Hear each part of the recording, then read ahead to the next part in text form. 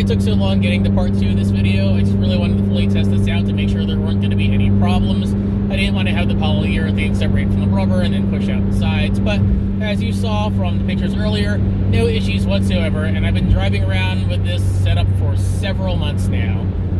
As for performance, especially compared to the aftermarket motor mount, it isn't as stiff as that other mount, but I don't have any wheel hop whatsoever unless it's wet out, and that's to be expected.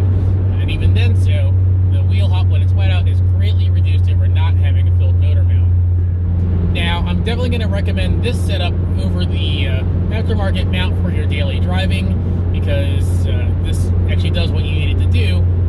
If you do anything more, it's going to be overkill, and you'll also introduce unwanted vibrations to your steering wheel and pedal and just all over the car, especially when the air conditioning is running. Now, if you're going to be doing a full race setup, then by all means, get the aftermarket motor mount. Now, obviously, the aftermarket motor mount is discontinued, so if you can't find it, I did see a video where someone actually removed all of the rubber from their factory motor mount and then replaced it with the polyurethane, and I'll link to that in my video description below.